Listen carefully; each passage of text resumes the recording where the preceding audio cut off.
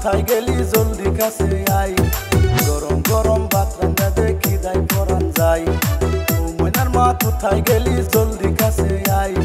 গরম গরম ভাত রান্না দেখি দাই পরান যাই আলু ভর্তা